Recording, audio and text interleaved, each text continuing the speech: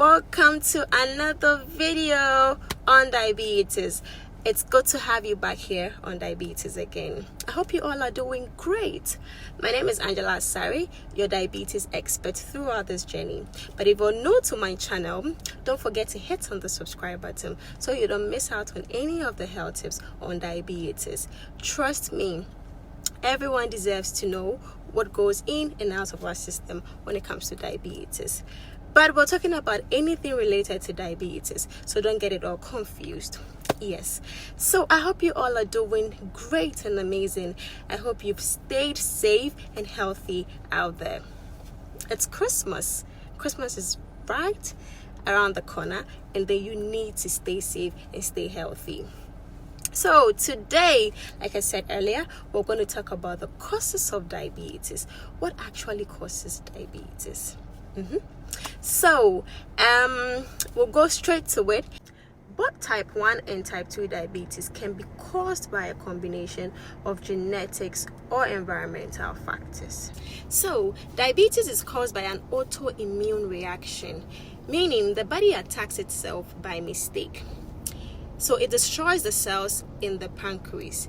Normally, our body immune system is supposed to fight against harmful bacteria and viruses, but rather it destroys the insulin, and so which is very, very bad. So in many cases, sugar builds up in the bloodstream, which is because the pancreas do not produce the enough insulin that it's supposed to produce, or when it produces the insulin, it does not enable it to work effectively, and that's when the condition sets in.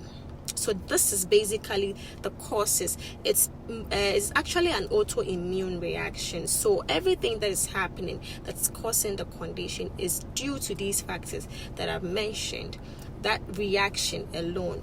And so diabetes is actually caused by three factors.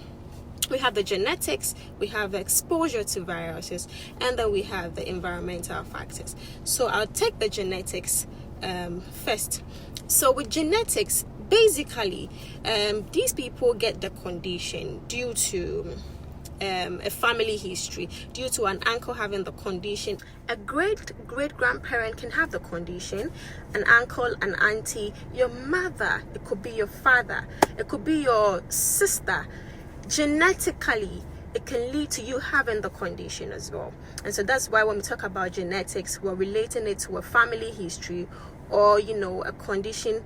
It could even be a grandparent somewhere you don't even know.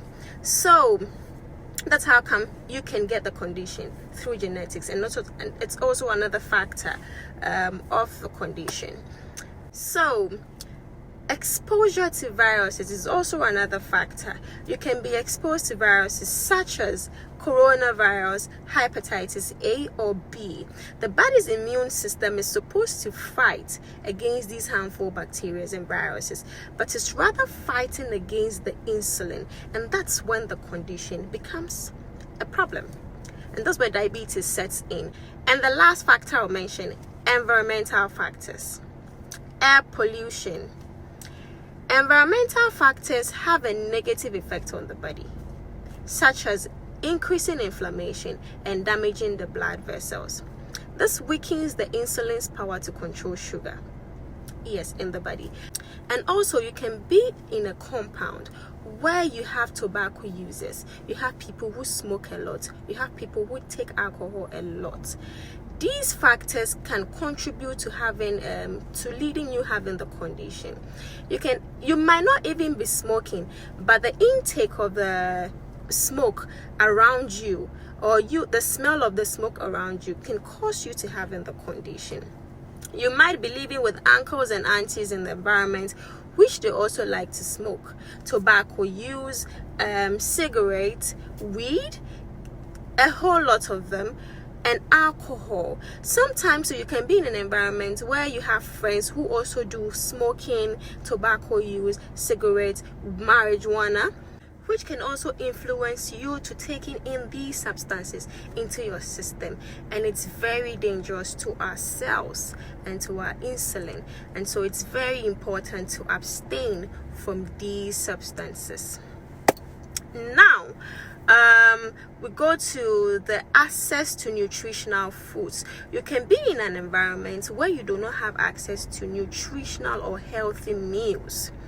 You can also be in an environment where there's always one meal that you can have access to. For example, kinky. One person can eat kinky throughout the week. Balanced diets. It's very important to the condition. And so sometimes you can also be in an environment where you can have you only have access to junk meals like KFC, like Papa's Pizza, coffee, and all that. Sometimes the environments that we even live in, we do not have access to vegetables. There are no vegetable vendors around for us to even patronize, and so it leads us to no choice rather than getting what we have. Balanced diet is very important. You cannot just stick to one meal throughout the week. You have to have varieties, and especially taking in vegetables a lot is very important to prevent the condition. And so I believe that this section was insightful. I hope to see you in another video where we get to talk about the preventive measures of the condition. Don't forget to stay healthy and stay safe out there. Christmas is just around the corner, and I know that it's a festive season, so why not? We have fun, a lot, but make sure that you know what you're taking in and out of your system. It's very important to stay safe. After the festive season, there's life after, so don't abuse what you take in. And then make sure you subscribe to the channel, like and share. Don't be selfish. You and I don't need to be selfish on this channel. We need to share with a friend shares with a friend, and so we can create the awareness together. My name is Angela Sari, once again, your diabetes expert throughout this journey. And remember, your health is your wealth. I'll see you in another video, healthy and strong. Don't forget to hit on the subscribe button once again so you don't miss out on our next video on the preventive measures of diabetes. So I'll see you in another video, but until then, it's a bye.